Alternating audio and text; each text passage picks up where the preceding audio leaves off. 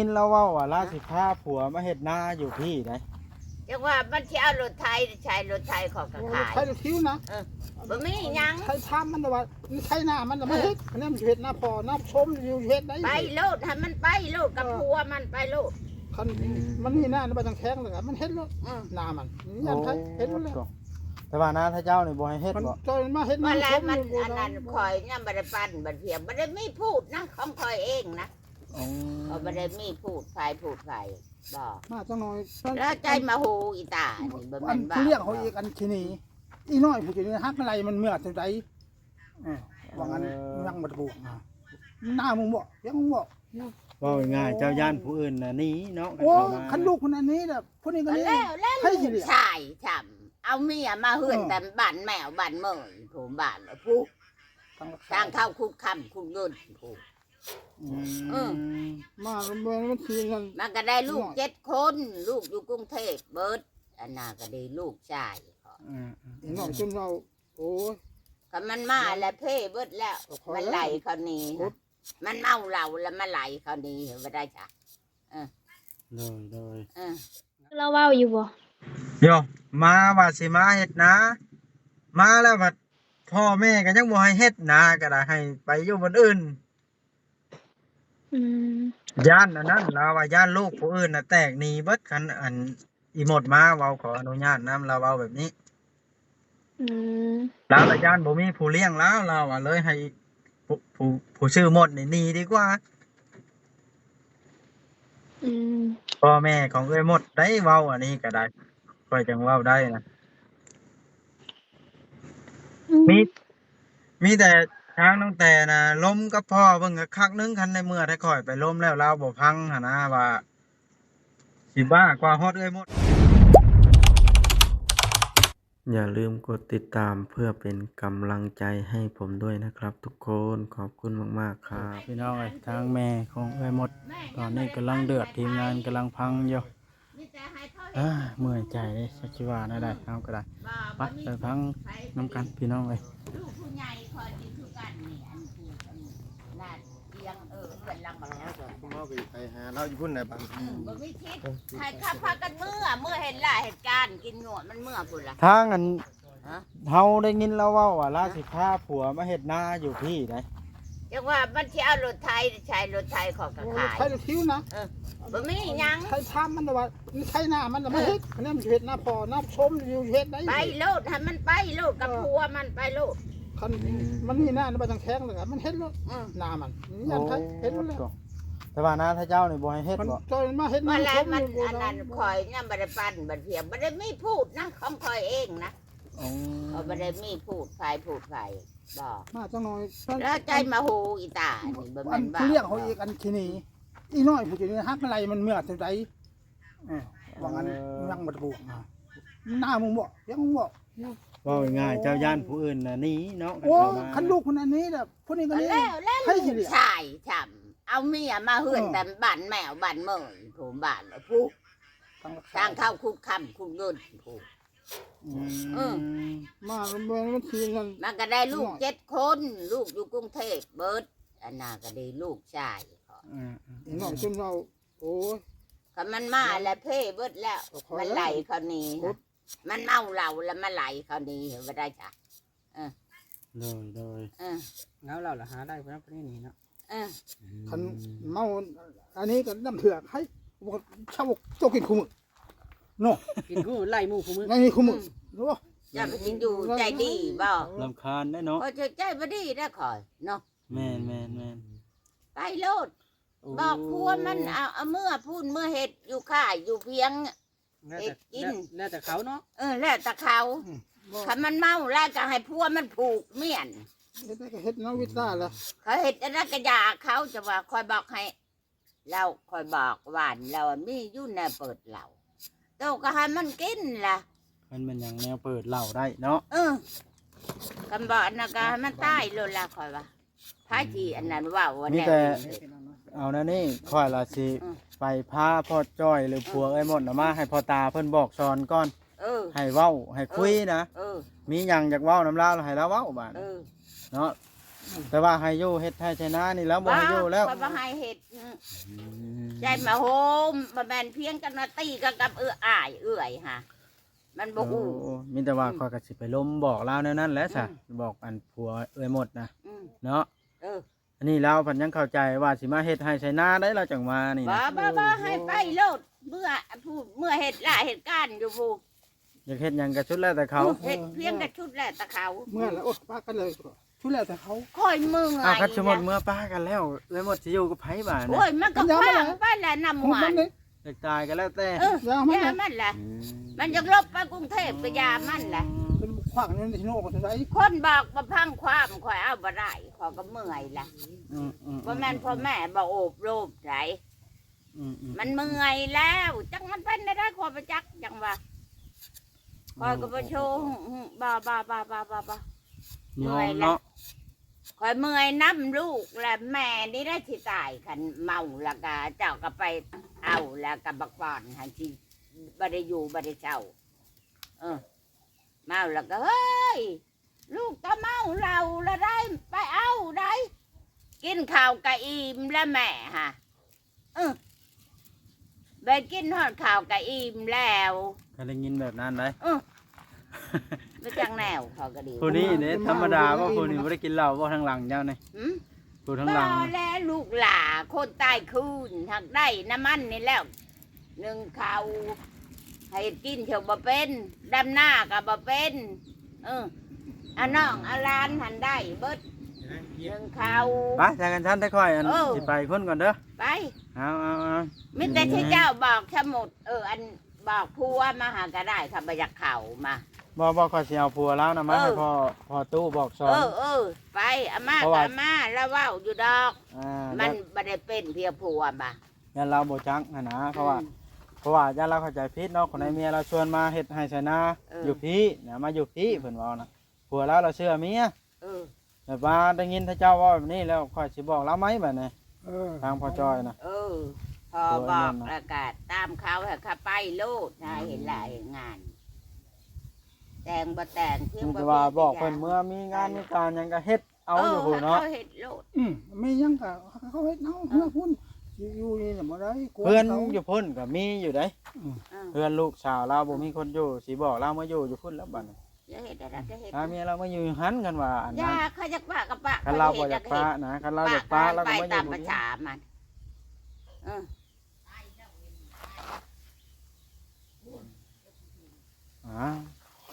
โอเคแม่ตู้อยู่ดีไม่แห้งเด้อพ่อตู้เด้อสบายดีโดย คือว่านอกโอ้เฮ็ดให้ลูกโพดบาดแต่ว่าเด้อคำบ่ปากใจ โดยพี่น้องไปทางทีมงานเฮาไปอันนั้นไปบอกพ่อจ้อยตามที่พ่อตู้เพิ่นเว้าแล้วให้เอาลามาคุยเนาะตัวเวียงโอ้ตายแบบนี้มาได้ยินแล้วแห้งนักเนาะว้าต่อใจเด็ดรีพอตู้ก็ได้บ่ยอมปากยอมเว้าน้ำเราเมื่อยเนาะสิว่าแนวใดแล้วพี่น้องเอ้ยแล้วลงคิดได้บ่นี่ออกไปนั่งโฮมแถวนี้ก็ให้ก็ได้ ข้าพเจ้าด้วยนะ เห็นบ่ตกพี่น้อง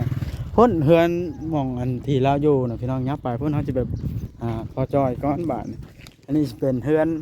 แม่กับพ่อเราอยู่กับผู้ที่บ่มีผัวตนเราอยู่น้อยเว้ยหมดนี่อีตนอยู่แต่ว่าเราหักสั่งทำลายตัวเองเราบ่พังไผ่เด้มันก็อีตนบ่เป็นแล้วบาทนี่พี่น้องในเมื่อทำตัวเองเด้พี่น้องนั่งเศร้าห่มกันพี่น้องจักหน่อยนึงโอเคบ้านนี้ไปฮอดพอใจจังสิถ่ายให้เบิ่งเด้อพี่น้องเด้อ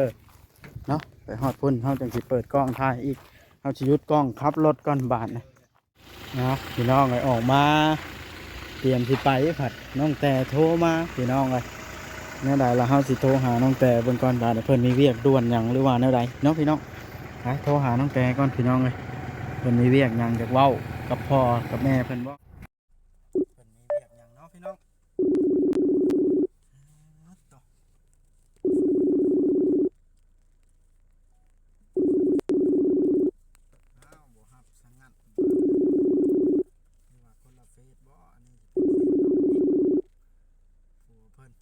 จะโทรหาข่อยอยู่เมื่อเช้านี่ข่อยบ่ได้ รอ เห็นยังอยู่ตอนนี้ โอ้ตอนนี้นั่งรถอยู่จังไดเนาะ สิไปทางใดได้เนาะ เปิดกล้องด้วยหั่น เปิดกล้องเด้อกำลัง เอาอันนี้นะกระดาษกล่อง มันมึง สิได้แล้ว แป๊บหนึงเด้อแป๊บหนึงเด้อ เฮ็ดหยังเดี๋ยวนี้นอนเว้นบ่เดี๋ยวนี้ บอกให้เพื่อนกำลังเร็ว เออก็เห็นโทรมามีแนวใดเนาะอยากถามว่า แมนอยากถาม ว่าแนวใด เป็นจะได้ไปส่งหากบ่ได้เบิ่งคลิปดอกนิดเบิดเมื่อวานเมื่อคืนนี่ โอ้อันนั้นไปส่งแนวใดมาทางนี้ผู้อันทางพ่อเฒ่าแม่เฒ่าเลาบ่เอาบ่ให้มาอยู่ แม่อันยายมดนะแม่มดของเจ้านะเราบอกให้อยู่แถวนี้เราว่าให้เอาเมื่อพุ่นเดี๋ยวไปอยู่ใส่กันชุดแล้วแต่เราบอกแนวนั้น อืม แล้ว แล้วเฮ็ดได้บัดนี้ เดี๋ยวค่อยๆละสิไปบอกพ่อเจ้าไหมแล้วสิอยู่บ่ได้บ่ในเมื่อพ่อเฒ่าแม่เฒ่าเว้าแบบนั้นแล้ว อืม เพราะว่าตอนนี้ข่อยยังสิขี่รถกำลังสิไปหาพ่อเจ้าอยู่นะ ไปดงเห็นบ่เดี๋ยวนี้ แม่นมาฮอดดงเห็นแล้วได้เดี๋ยวนี้ไกลเลยดงเห็นขึ้นมาอีกนี่ อืมบ้านอีหยังก็ลืมเลย จักเด้อบ้านนี้ลืมเลยเด้อนี่ ทางแบนนาทม นาทมบ่ ทางแบนนาทมบ้านนี่ เอ่อตั้งแต่สิเฮ็ดแนวใด กระโตทางแหวนรถ แม่นอยู่ทางเข้ามาน้อยหนึงนี่ว่าน้องแต่สิเฮ็ดแนวใดในเมื่อเป็นแบบนี้เจ้าสิบ่ล้มกับพ่อเจ้าแนวใดได้บ่ โอ้ยลมกับพอดีน้องศูนย์ซื้อน้องบ่ลมดอก บ่กล้าเขาล้มนะพ่อตัวเอง โอ้ยลมได้เลยลมแต่สองยังเพราะว่ายันเพิ่นมาสอกอีกนะพอดีน้องสิใส่มันอีก โอ้ ทำลมกับพ่อนี่ล้มเนาะ ลม ทำลมกับมันแม่ใหม่นี่บ่ล้ม บ่ โอ้ ก็เพิ่นบ่ได้นับถือเป็นลูกเลยเด้ซะสิลมเป็นหยัง เราคือเห็นแล้วพ่อแม่ทั้งนี้เราก็บ่เอาจักคนเอ้ยน้องก็เราคนบ้าแล้วน้องแต่บ้าเหล้าแห้งแล้วก่อนมาพังพ่อแม่แล้วเว้าแห้งเต็กจนว่าบ่มีผู้เอาจักคนในบ้านนี่ เป็นได้เฮือนซานมีคือเราเว้าอยู่บ่ โยมาว่าสิมาเฮ็ดนามาแล้วบัดพ่อแม่ก็ยังบ่ให้เฮ็ดนาก็ได้ให้ไปอยู่บนอื่น อืม ย่านอันนั้นเราว่าย่านลูกผู้อื่นน่ะแตกหนีเบิดคันอันอีหมดมาเว้าขออนุญาตนำเราเว้าแบบนี้ อืม เราละย่านบ่มีผู้เลี้ยงแล้วเราอ่ะเลยให้ผู้ชื่อหมดนี่หนีดีกว่า อืม พ่อแม่ของเอ้ยหมดได้เว้าอันนี้ก็ได้ค่อยจังเว้าได้นะมีแต่ทางน้องแต่น่ะล้มกับพ่อเบิ่งก็คักนึงคันในเมื่อได้ค่อยไปล้มแล้วเราบ่พังหั่นนะว่าสิบ้ากว่าฮอดเอ้ยหมดบ่เดี๋ยวนี้สิดอกแต่เจ้าถามแบบนั้น โอ เด้อ เคตอนนี้สิฮอดทางแหวนแล้วบ่ตอนนี้ แปลเข้ามาให้ ได้ เจ้า ลงคลิปอยู่ เป็นเจ้าโทรมาแล้วจอดรถนั่นเด้นั่งในห่มแคมทางนี่ ไปจักคนมื้อนี่ อันนี้นี่ผู้หนึงก็ได้ว่าโอลิ โอ้ ผู้สองก็ว่าเวียงชัยผู้สามก็ว่าจ้อยซาแนล อยู่ไสแหละบัด เพิ่นลงรถไปแล้วก็ได้จักไปใส่เพิ่นไปลงนั่งลงคลิปเพิ่นบ่อยู่นำหมู่ อืม เพิ่นเดือดเนาะ จักสิว่าแนวใดเนาะเอาน้องแต่พังไอ้ถามในความคิดเห็นเจ้าในเมื่อเป็นแบบนี้เจ้าสิเฮ็ดจังไดต่อนี่พ่อเจ้าน่ะ น้องก็บ่พร้อมปานใดน้องก็อยากให้ป้าหั่นแหละน้องก็ เจ้าน่ะอยากให้ป้าแท้ๆเนาะ อยากให้ป้า แม่นมันอยู่นํกันก็อยู่บ่ได้ดอกผู้หนึงกินเหล้าผู้หนึงหาเงินโอ้ยมันมีก็สิตายผู้หาเงินนั่นแหละ เว้าง่ายๆผู้หนึงบ่ปากผู้หนึงผัดปากหลายเนาะ แม่น ผัดแทน ปาก กิน กับ เหล้ ปากโพดจักแม่นผู้ใดพาเราเว้ากะดิกระโดดตุนน้องอยากเครียดน้องให้แฮงอีน่ะคำว่าด่าน้องอะปูโต เราด่าไปได้แล้ว ย น้องอู้น้องศูนย์เลยมื้อน่ะด่าน้องจบเลยผัดวางน้องถิ่มโอ้ย แต่ค่อยก็โดนมาหลายแล้วถึง ทุก ได้ คนก็ยังเล่าก็ยังลาคือกัน แต่ว่าถ้าค่อยบ่ได้ถ่ายเอาก็มีนะแต่ว่าถ้าค่อยก็ย้อนคิดว่าใส่เราเมานั่นแหละเราบ่อยากถือสาปานใดมาพังพ่อแม่เราเว้าให้ติ๊กเมาคู่มือแล้วอะเว้าบ่พังอันนั้นพ่อเจ้ายังตามติดมายังพังความเอ้ยหมดอยู่ยังตามมาอยู่นำ อืม พังก็สิเว้านี่ตั้งแต่อันพ่อเราเว้าน่ะกันเอาไปนี่อยากทิ่มก็ทิ่มรถอยากเป็นอะไรก็เป็นรถเราบ่บาปบ่ใหม่บ่เอาเงินกระดองจักกีบสิเอาไปฆ่าก็สุดแล้วเราเว้าพุ่นได้พ่อนายหมดเว้านะพ่อจ้อยเจ้าบัดจังเป็นหยังเข้าจริงแล้วหรือว่าเรามักแฮงบ่หรือว่าจังได อืม ข้อยก็บ่จักเมื่อวานนี่ตั้งแต่ถ้าค่อยล้มกับพ่อจ้อยอยู่ดีๆเว้าเพิ่นเอ้ยหมดนี่แหละลูกปึ้งนี่ บ่เว้าง่ายๆสงสัยลูกผู้นี้น่ะพ่อแม่บ่เอาแล้วพ่อแม่ป้าพ่อแม่ทิ่มแล้วแม่นบ่ แม่นถูกต้องเอ้ยหมดนี่บ่แม่นเท่าแต่พ่อแม่บ่เอาเอ้ยน้องเขาก็บ่เอามีแต่พ่อจ้อยผู้เดียวตอนนี้นะเอานะ ของเราเนาะ แม่น เดี๋ยวรู้แบบเดี๋ยวเจ้าไปแหละเจ้าไปฮอดแหละเจ้าบอกให้เราอ่อนเด้อเดี๋ยวสิโทรลมแล้วเจ้าก็ถ่ายคลิปโลด โอ้สิเจ้าสิโทรลมกับเราทางโทรศัพท์บอกเรา แม่ เลย นเจ้า เนาะ ก็ถ่ายคลิปโลด โดยน้องแต่พูดอีนี่ อ้าวน้องแต่ได้มีสิทธิ์ผู้ใหญ่กว่าหมู่เว้านำพ่อเนาะไปอาศัยน้องตุ๊กน้องติ๊กมิกแฮงแล้วเนาะ เลยจะโอเคบ่าวบอสเดี๋ยวเจ้าฮอดแหละเจ้าเสร็จมาหาเฮาก็ได้เด้อยุกโป้มาก็ได้ให้บอกเราอ่อนน่ะนะ โอเคเสร็จนะฮอดแล้วก็สิยกโป้ไปก็มันยังไกลเติบนะเดี๋ยวนี้เดี๋ยวฮอดแล้วก็อยู่นั่นเด้อเอาโอเคเสร็จนะต้องไปบ๊ายบาย บ๊ายบาย เอาพี่น้องเอ้ยเมื่อกี้นี่น้องแต่เพิ่นโทรมาสงสัยเพิ่นเห็นคลิปบ่หรือว่าจังได๋พี่น้องเอ้ยเฮาก็บ่ฮู้นะเพิ่นว่าอยากเว้าน้ำพ่อเนาะอยากบอกพ่อแล้วเพิ่นมีเรื่องอันใดอยากบอกพ่อเฮาก็บ่ทันฮู้ปานใดพี่น้องเพราะว่าเพิ่นบอกให้เฮาน่ะไปฮอดแล้วเอาโทรศัพท์ให้พ่อเพิ่นเปิดเน็ตแหละเพิ่นสิโทรมาบอกเนาะ มุกใจน้ำเด้บาดนี้พี่น้องเอ้ยพอจอยนี่จักสิเอาจังใดเนาะว่าเพียง แม่น ในเมื่อฮู้อยู่แล้วว่าเอ้ยหมดนี่ทั้งนี้นะบอกคู่สิ่งคู่อย่างแล้วพอจ้อยยังหูดับตับบอดอยู่ยังมักอยู่หั่นน่ะเจ้าสิว่านั่นได้ใช่ก็ระบ่จักได้เฮ็ดบาดนี่ มันเป็นทางเลือกของเราเลย ในเมื่อ เราสินั่นก็บ่ได้โน่เนาะ เฮาก็เมื่อยบอกลาวแล้วเด้ว่าสิเฮ็ดแนวใดแต่ว่าลาวผัดเว้าว่าสิลองเบิ่งจักตั้งลาวอ่ะหั่นน่ะพี่น้องจักสิตั้งแบบใดนี่ตามที่พังพ่อเพิ่นเว้านี่แฮงเต็กแล้ว พอเพิ่นแห้งช่างว่าเอาไปทางใดก็ฮิปเอาไปเพิ่นว่าตายก็ย่ามันบ่ขออนุญาตนำพี่น้องเนาะผมว่าบ่จักแนวสิเฮ็ดแล้วในเมื่อพังพ่อแม่เพิ่นยังเว้าปานนั้นล่ะนะแต่ว่าเอ้ยหมดนี่ยามเราบ่กินเหล้านะเราน่ะรู้จักความคนอยู่แต่ว่ากินเหล้ามานี่บ่เมื่อเลยท่านด่าไผละด่าท่านเว้าหยังละเว้านะพี่น้องเพิ่นละเปิดในนี้เว้าบ่พังในเมื่อเอ้ยหมดนี่ตัวเองเฮ็ดตัวเอง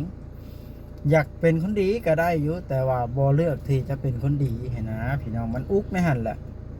เป็นจังไดจังเฮ็ดแนวนั้นเนาะบ่เวียงชัย โดย ใหญ่แล้วก็ได้เนาะ จังหวะ แม่นบ่พอจอย แม่นบ่ว่าจอย แม่นแล้ว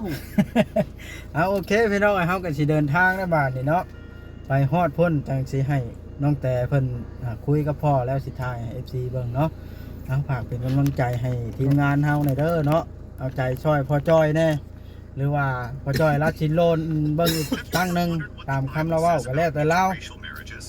เฮาก็สิไปเอาเล่าน่ะมาให้พ่อตาบอกจนหมดเปลือกก่อนบาดนี่เพราะว่าพ่อตาเพิ่นต้องการบอกต้องการคุยกับพ่อจ้อยน่ะอย่างเป็นส่วนตัวว่าสั้นไปเนาะเพราะว่าเราอยากบอกหยังเฮาก็บ่ทันฮู้นำเราปานใดเรามีละแนวเราอยากบอกพี่น้องเอ้ย เราบอกชุดความเราบอกแล้วก็แล้วแต่บาดนี้พอจะสิตัดสินใจจังใดก็ได้พี่น้องเอ้ยเนาะไปบาดนี้เดินทางพี่น้องฝากแชร์ให้หน่อยเด้อเป็นกำลังใจให้ทีมงานแน่จะให้มาเก็บเติมน้ำมันกันผู้เท่าใดนี่เก็บค่าน้ำมันมานี่ คน50,000 ผู้ละ50พุ่นบ่นี่ พี่น้องไอ้ว่านี่กับผู้50มานี่กับผู้50จักสิว่าแนวใดล่ะความเอาใจใส่อยากให้ FC เบิ่งกันเรื่องราวของพ่อจ้อยนะกับเอ้ยหมดนะพี่น้องเอาโอเคบาดนี้